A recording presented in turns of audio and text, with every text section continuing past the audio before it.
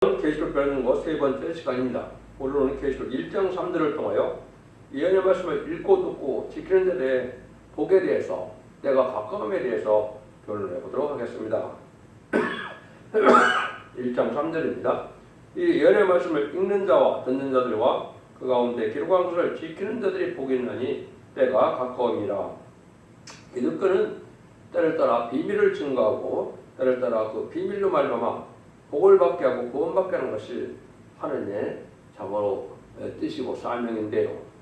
양심시대는 노예 방주법을 따라서 방주에 타는 자들에게 구원의 복을 베푸셨죠. 또 언약신앙시대는 아브라함의 할례법을 통하여 할례법을 지켜야만 그 시대는 구원을 받는 일이 있었던 겁니다. 또 율법시대는 모세의 율법과 계명에 따라서 율법을 지켜야만 구원받는 시대가 있는 것이죠. 그 시대는 택한 백성들이 없기 때문에 택한 백성들이 그 백성들로 남아있는 것 자체가 구원이고 이방인에게는 구원의 섭리가 없었던 것이죠. 그러면 이제 은혜 시대 넘어가고는 예수님 십자가 못 박혀 들어가신 후에는 베드로와 바울을 통하여 십자가의 법, 은혜의 법, 성령의 법을 따라 지금 예수 믿고 중생받아야만 결국은 구원받는 시대가 있었던 거죠. 그러나 재림의 주가 올 때는 이제는 예언의 말씀을 읽고도 지켜야 복을 받는다. 이것이 예언의 법인데요. 이것이 아주 중요한 때인데 예언의 법을 지키지 않으면 재림을 영접할 수 없고 재림을 영접할 수 없다는 것은 구원받지 못한다는 것입니다. 그러나 예언의 말씀을 읽고 듣고 지켜서 재림을 영접하는 것은 계시록 7장에서 두 가지 방법이 있죠. 하나의 입맞은 시간 4,000명에 대해서 변화 성취하는 방법과 능히 쓸 수 있는 큰 무리가 되어서 예비체 보호처에서 보호받아서 새시대 백성이 되는 방법으로 구원을 받게 되는 것이 인간 종말의 역사입니다. 그런데 그러한 예언의 말씀을 듣고 지켜야 복을 받는데 무슨 복을 받게 되며 또 이제는 누구의 말씀을 들어야 되느냐 이것이 중요하죠. 여기 보면 읽는 자와 듣는 자들과 그런데 지키는 자들이라고 했습니다. 그러면 읽는 자는 왜 한 면으로 되어 있느냐? 다른 건 복수되어 있고 무슨 예언의 말씀을 계시록을 가르칠 수 있는 종들은 여러 종이 아니라는 거죠. 말씀을 대표적인 하나님의 시대적인 사명자가 이걸 온전히 깨닫게 하는 완전히 이룬 종의 말씀을 들어야 될 것을 말씀한 것이죠. 그걸 결론적으로 보면 계시록 22장 17절에 보면 성령과 신부가 하신 말씀을 가감하면 재앙을 다 받고 거룩하게 참여함을 제어해버린다 하였죠. 이것이 중요한 것이죠. 그러면 읽는 자라는 건 시대적인 사명자라는 것이 무엇이냐? 11장 1절에서는 지휘패 같은 가을때를 지은 종이다, 받은 종이다 이렇게 볼 수 있는 것이요. 하나님 인정하는 다른 줄의 말씀을 심판의 기준이 되는 다른 줄의 말씀을 전하는 종을 뜻했죠. 이것을 이제 계속 11장처럼는 지휘패 같은 가을때라고 그랬지만 스가랴 1장 16절에서는 목줄이라고 그러고 스가랴 2장 1절에서는 청량줄이라고 그러고 스가랴 4장 10절에서는 다른 줄이라고 그러고 아모스 7장 7절 8절에서는 또 다른 줄이라고 그랬죠. 하나님이 인정하는 종의 변론을 듣고 마귀 자를 이기는 역사가 와서 원죄와 자문죄를 해결받는 이런 은혜를 내리는 종의 변론을 뜻했다. 이렇게 보셔야 정확히 이제 알게 된 겁니다. 그러면 계시록을 전할 때도 어떻게 되어 있느냐? 계시록 10장 7절에 보면 일곱째 천사가 소리내는 날 나팔을 불게 될 때 옛날 선지자에게 전하신 하나님의 비밀이 이루어진다 그랬죠. 그럼 예언서를 그 예언의 말씀을 지키는 자들에게는 이제 열릴권의 선지서에 하나님의 비밀이 있다 이 말입니다. 지금까지는 에베소 3장 1절에서 4절처럼 하나님의 계시, 그리스도의 계시를 전하는 그리스도의 비밀을 전하는 것이 사도 바울의 사명이라는 것처럼 이제는 인간 종말에는 하나님의 비밀을 전하는 겁니다. 또 은혜 시대는 예수님이 하나님의 아들이요 구세주요 메시아요 우리의 대속자이신 예수님을 믿는 것이 구원받는 길고 그게 비밀이었지만 이 시대는 예언의 말씀을 읽고 듣고 지켜서 죽지 않고 새세가고 죽지 않고 변성잖아요. 에덴 동네 축복을 받는 것이 이 시대 하나님의 비밀인데 그 비밀은 모든 예언서에 들어가 있고 또한 계시록에 들어가 있다는 말입니다. 그래서 계시록과 예언서를 완전히 통달하는 종의 완전히 변의 말씀을 들어야만 이것이 원죄자 문제를 해결받는 일을 말씀하는 것이죠. 그러니까 예수 믿고 중생받았다는 것은 자범죄를 해결받은 것이거든요. 예수 그리스도의 보혈의 공로를 믿으면 죄사함을 받고 부활 승천하셔서 이제는 사망 권세를 이긴 예수님을 믿으면 중생을 받아서 하나님의 백성 되는 영원구원 시대가 마가 다락방 이후로 20세기까지 지금 21세기 초까지 이어져 온 거죠. 그러면 이제는 새로운 시대가 오므로 환란 재앙의 시대가 임박한 때 예언의 말씀을 지켜야 되는 환란 시대는 이런 말씀을 지키면 원죄 자범죄를 해결받게 된다 이 말입니다. 이런 일들이 이제 지금 알기가 어려운 것이고 그런데 시대적인 법에 따라서 하나님 구원을 베풀기 때문에 시행법을 반드시 지켜야만 되는 사실인데요. 이걸 알지 못하면 시험을 용납하지 못한다 이 말입니다. 이것을 이제 이사 1장 7, 8절 20절에 보면 여호와께서 말씀하시되 오라 우리가 서로 변론하자 너희 죄가 주홍 같을지라도 눈과 같이 희어질 것이요 지름같이 붉을지라도 양털같이 되리라. 너희가 즐겨 순종하면 땅의 아름다운 소산을 먹을 것이요 너희가 거절해 배반하면 칼에 상추리라 너와 입에 말씀이라. 여기 주홍 같은 죄와 지름 같은 죄가 있죠. 원죄자 문제를 다 해결해 준다는 말이죠. 완전히 면의 말씀을 듣고 순종하여 충성과 진실을 다하면 원죄자 문제를 다 해결받아서 변을 성천하는 이런 복을 누리게 되고 이제 완전한 신부단장은 못되었을지라도 읽고 듣고 순종함으로 이제는 예비적 오처에 인도받아서 천년 동안 죽전을 몸으로 원죄와 문제를 해결받아서 세세 백성이 되는 일을 말씀하셨는데 즐겨 순종하면 아름다운 소선을 먹는다고 했죠. 이것이 이제 에덴 동의 축복인 신랑국의 복을 누린다는 말이거든요. 그런데 배반하면 거들에 배반하면 칼에 상풀이라 환란재앙의 날에 망한다 이 말입니다. 이것이 이 시대 하나님의 복을 전하는 요차가 될 수 있는 것입니다. 그래서 우리가 이제는 재능을 영접할 때 이런 일을 알 수가 있는데 이 종에 대한 부분은 이제 여러 가지 예언이 되어 있습니다. 이사 19장에서는 한 구원자를 인간으로 보내도록 되어 있고 이제 59장 16절에서는 한 중재자를 세울 종이 있는데 그건 시대적인 사명자로서 예수님의 대행자로 하나님의 대행자로 쓰임받을 종을 뜻했죠. 그 종이 이제 12장 5절에서는 철장 것을 받을 종으로 이제 이루어질 것을 얘기했고 거기로 11장 3절에서는 두 증인 권세 받을 종이다 이렇게 볼 수 있고요. 스가랴 4장 11절에는 두 감난으로 가지된 종이 나는데 긍기를 내는 가지된 종이다. 대표적인 종으로서 7명을 긍기령을 줄 수 있는 이런 종이 적인 사명이었는데 그 종의 표현을 통해서 완전 마귀의 참석권이 소멸되고 이제는 이기는 자가 되어서 결국 7명을 받음으로 재미를 용접하는 일이 있게 될 것을 말씀하셨다. 이렇게 보시면 이제 되겠습니다. 그러면 때가 그런 복을 받아야 되는데 때가 그러면 어떻게 때에 대해서 여기 말씀을 하시는 것을 볼 수가 있다. 때가 가까우니까 어느 때가 그러면 계속시되고 어느 때가 구원의 때냐 이걸 아는 것이 또한 중요하죠. 그래서 1세기 말에 쓰였던 계시록이 언제부터 계시록 시대냐 어느 정도 우리가 배워야 되는데요. 1장 1절에서 반드시 속별대를 제가 말씀드릴 때 이 계시록 시대는 하나님께서 허락한 마귀색이 등장하는 때가 바로 계시록 시대다 이렇게 말씀을 드렸습니다. 그래서 계시록 6장 4절에서는 붉은 말이 등장하게 되는데 제사장과 후서 2장 3절 사도 바울은 재림주가 오기 전에는 어떤 일이 있어야만 오느냐 불법의 아들 10명이 일어나서 배도하는 일이 있어야 온다고 그랬죠. 이것이 1917년 10월 17일에 스탈린이 타락하여 박스 레인저 앞에서 볼셰비키 혁명을 이루었죠. 이것이 이제 계속 시대라 이렇게 볼 수가 있습니다. 그래서 계속 6장에서는 백마가 먼저 나왔지만은 스가랴 1장 8절과 스가랴 6장 2절에서는 홍마가 먼저 나오거든요. 이건 때를 먼저 알려주는 것을 뜻했습니다.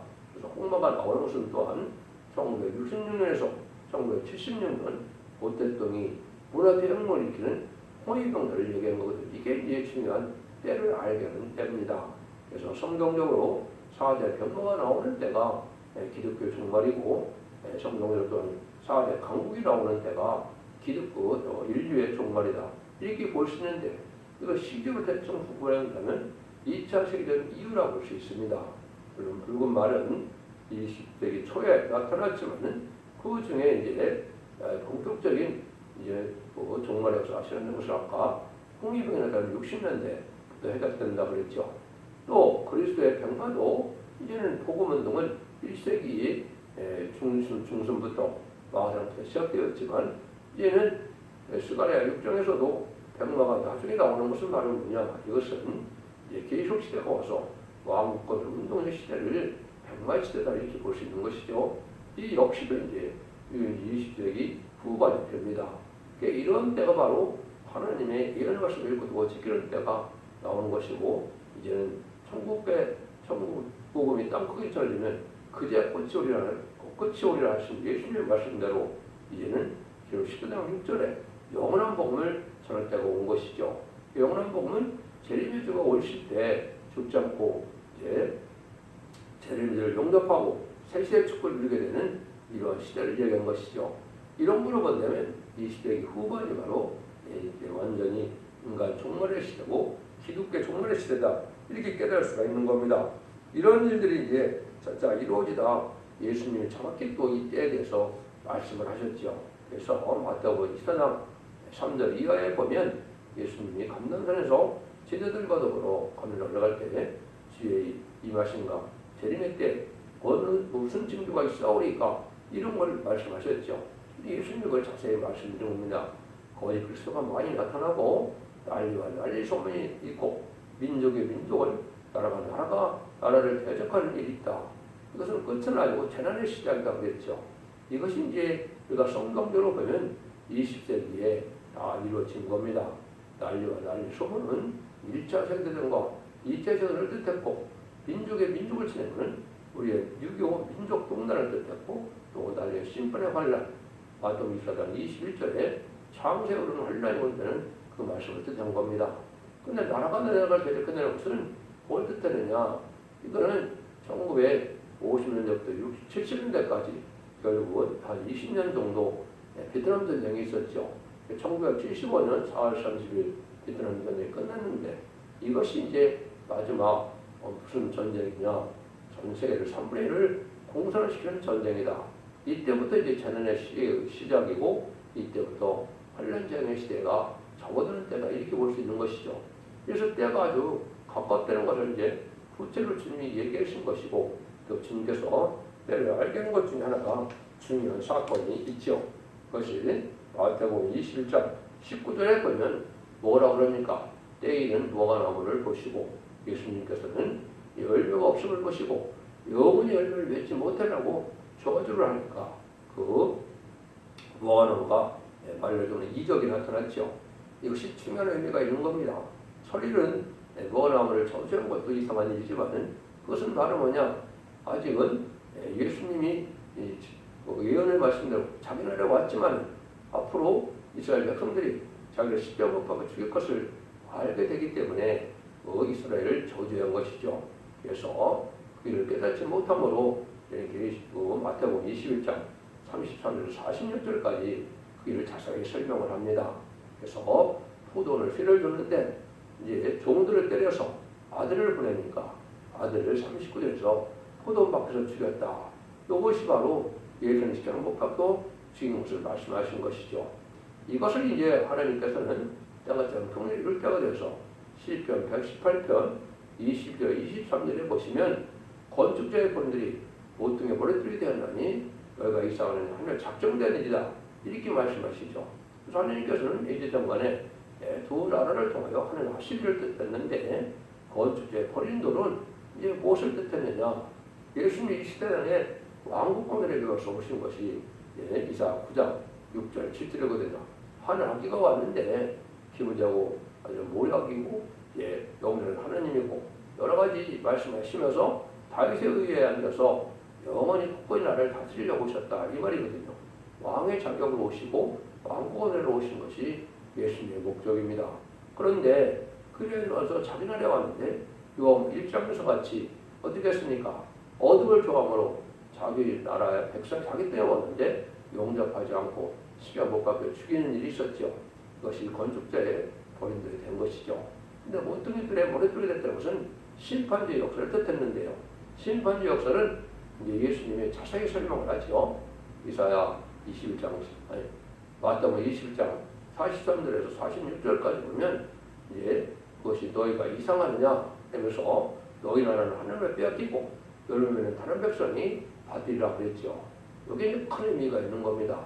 그래서 심판주의 역사는 육적 이스라엘 백성들이 할 수가 없고 다른 나라 열매 맺는 백성이 받게 된다 이렇게 말씀하시거든요. 이 말씀이 이제 구체적으로 응해진 때가 바로 마태복음 24장입니다. 24장 32절 33절에 보면 예수님께서 또 이렇게 이야기하시죠. 이제 10절에서는 너희가 천국봉이 땅 크게 전해지면 세상의 끝이 온 것이고 끝이 온 것이고 그러면 새로운 복음이 나타나는데 이제 예수님께서 무화과나무의 비유를 배우라. 무화과나무 잎이 나고 가지가 난 줄 알면 인자가 문 앞에 있는 줄 알고 머리를 들라 그랬죠. 여기 이제 중요한 예수님의 단서를 주신 것이죠. 이것은 바로 뭘 뜻했느냐? 이것은 1948년 5월 10달에 이스라엘 백성이 약 1800여 년 동안 나라가 없는 나라가 이루어졌죠. 예수님 십자가의 죄 때문에 AD 70년에 로마 장군 디도에서 이제 성전도 도로에 돌 하나도 남지 않도록 다 무너지고 나라가 없는 그런 나라가 됐지만은 기적적으로 이러한 회복이 이루어졌죠. 그런데 1948년 8월 15일 바로 한국에 또한 그때 3개월 건국이 되었죠. 이때가 바로 이제 건축자의 본인들이 모퉁이돌에 머릿돌이 된 이러한 사명을 인계받은 겁니다. 그래서 1948년이 바로 한국이 선진국가로 세워진 것이고 이제 대리매들을 영접할 나라로 세워진 겁니다. 그러니까 이래서 이제 한국에 말세복음이 나오고 말세복음을 통하여 이제는 전 세계 예수님을 붙잡고 영접할 수 있는 복음을 전하는 사명이 온 것이죠. 이것이 정확히 이제 때를 알려주는 건데 그것 자체가 이제는 시작이 되어서 이 계시록적으로 다시 연의 사명자가 나타나고 지금과 같은 갈대를 가진 종이 나타나서 기록 11장 1절 이하처럼 전산전반에 이제 다른들의 말씀으로 청명하는 첫대의 역사가 일어나는 것이 인간 종말의 역사고 그 종들이 예비되고 준비되는 것이 바로 21세기 초가 되고 이제는 그 종들이 출린되어서 마지막 하늘에 전산말 들어갈 날이 임박한 시점까지 온 것이 가장 큰 이제는 정확히 때가 임박하다는 걸 우리가 알 수가 있는 것이고 날짜와 시간을 알 수 없지만은 전산 들어갈 날이 지금 임박한 때 살고 있는 것이다. 그리고 집행 같은 갈 때는 바로 그 스가랴 1장 16절에서는 복줄이라고 되어 있고 또 스가랴 2장 1절에서는 청량줄이라고 되어 있고 스가랴 4장 10절에서는 그걸 다림줄이라고 그랬는데 이거는 이제 진리가 혼선되고 또 특별히 중발까지 혼선되고 이제는 그 진리의 말씀을 다 잘 전하지 못할 때 하나님께서 정확한 진리의 말씀을 전할 수 있는 종을 키워서 그 종이 나타나서 선선년 만에 다른 진리의 말씀을 전하고 나서는 하나님 말씀에 순종한 자들을 구원하시고 언제자분들 해결받게 하셔서 쟤들 영접하는 일이 벌어지고 남은 종 남은 백성에 대해서 천년왕국에 복을 누리게 되는 것이 인간적으로의 구원론이 되는 겁니다. 그때 순종차는 자들이 이제 후삼전말에 빠져서 짐승의 표를 받게 되고 짐승의 표를 받은 자들은 심판의 대상자, 멸망의 대상자가 돼서 대접정과 아마겟돈 때 멸망을 당하는 것이 심판의 요지다 이렇게 볼 수 있는 거거든요. 그러니까 이 시대에 이제는 그런 재단을 할 재단이 나타나고 사명자가 나타나고 기회가 나타나는 것이 아주 정확히 인간 종말에 이제 정한 때인데 그 일들이 이제 이루어지는 때가 지금 온 것이죠. 그 재단의 문제는 스가랴 4장 2절에서는 수문등대 재단이라고 해서 이것은 일곱 명의 완전히 나사로 별성들을 일으키는 종이 나타나서 두 감남남 가진된 중에 금기름을 낸다 그랬는데 동서의 대표로서 그 일을 그래서 14,000명을 일으킬 종의 역사가 있는 재단을 뜻했죠. 그 재단이 이제는 하나님께서 11장에서 이혼이 성취될 때 내가 두 종에게 군대를 주리니 붉은 벼슬을 입고 천명육수 또한 이라는 말씀대로 그런 전선에 들어갈 때 11장 4절에서는 두 감람나무 두 첫째라고 그랬죠. 두 감람나무는 승공대 재단에서 역사할 대표적인 걸 뜻했고 그 교회는 첫대라고 하는 것처럼 첫대교를 뜻한 것입니다. 흑암의 어두움이 왔을 때 진리를 용접할 첫대의 교회에 사자가 나타나서 등불 준비, 기름 준비, 생밥 준비를 해줄 것을 또한 얘기하신 것이죠. 그런 것들이 이제 인간 종말에 이제 징조다 이렇게 볼 수 있는 것이고 그런 것이 다 예비되고 준비돼서 마지막 한일에 전산면의 구원의 역사에서는 알구가 축전을 가르는 일이 있는데 이 일들이 이제 이럴 때가 심히 임박한 때다 그렇게 말씀을 하는 겁니다. 그래서 그 중에 완전 역사를 계시록 20장 17절에서는 성령과 신부가 하신 말씀을 가감하면 재앙을 더 받게 되고 또 거룩한 참여함을 제해버린다 그랬죠. 그래서 이 말씀이 절대적인 심판의 기일되는 단일의 말씀이다. 그것들 최종적으로 그것도 또한 아모스 7장 7절 8절에서는 주님이 단지를 졌는데 그 단지를 베풀고는 다시 용서치 않는다 그랬거든요. 그 전선년반에 단지를 마지막 사랑의 변론을 경고로 이제 경고를 하시고 그 말씀에 순종치 않는 자들은 심판을 받게 된다는 뜻으로 말씀하신 것이죠. 그걸 전하는 때가 이제 온 것이 바로 인간 종말의 역사다 이렇게 볼 수 있는 겁니다. 또한 우리를 시기적으로 잘 알 수 있는 것은 바로 이제는 인의 역사와 일곱 나팔의 역사인데요.